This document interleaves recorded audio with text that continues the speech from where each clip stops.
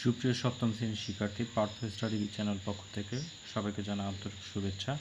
এ পর্যায়ে আমরা লসাগু গসাগু চ্যাপ্টার 190 পেজে যে 4 নম্বর অঙ্ক সেটা নিয়ে সমাধান করব। তো দেখো এখানে 3টা রাশি আমাদের দেওয়া আছে।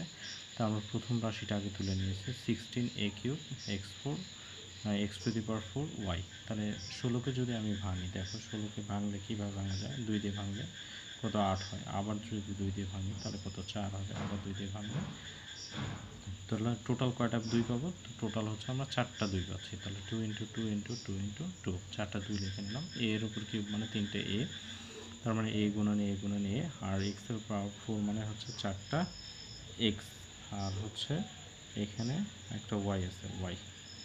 আচ্ছা, পরেরটা যদি খেয়াল করি, পরেরটাতে 40কে যদি একইভাবে ভাঙি, 40কে ভাঙলে কী পাচ্ছি? 2 দিয়ে ভাঙলে এখানে 20 পাবো, আবার যদি 2 দিয়ে ভাঙি তাহলে কত পাবো? 10 পাবো, আবার 2 দিয়ে ভাঙলে একটা 5 পাবো। তার মানে 3টা 2 পাচ্ছি, একটা 5 পাচ্ছি। আর হচ্ছে এর উপর স্কোয়ার মানে কি? 2টাই, আর হচ্ছে ওয়াইয়ের উপর স্কোয়ার মানে 2টা ওয়াই, আর এক্স করতে এক্স। আবার যদি আমরা একইভাবে 28কে ভাঙি, দেখো 28কে যদি ভাঙি তাহলে 2 দিয়ে ভাঙলে কত? 14 পাচ্ছি, আবার 2 দিয়ে যদি ভাঙি তাহলে কত? 7। তার মানে 2টা 2 একটা 7 পাচ্ছি। তাহলে দেখো সবার, এখন যদি আমরা গসাগুটা নির্ণয় করতে চাই, সবার মধ্যে 2টা করে 2 মিল আছে, প্রত্যেকটা লাইনে 2টা করে 2 মিল আছে। তাহলে 2টা 2 নিয়ে নিলাম, এই যে আমাদের 2টা 2 নিলাম। আবার যদি এই লাইনে 3টা এ আছে, এই লাইনে 2টা এ আছে, এই লাইনে একটা সর্বনিম্ন একটা এ মিল আছে সব লাইনের মধ্যে।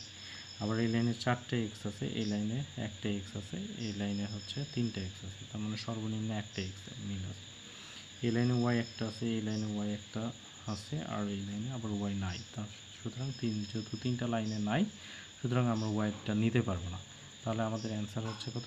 2 × 4, তাহলে 4, আর এই করতে এক্স করতে এক্স, এটা হচ্ছে আমাদের অ্যান্সার।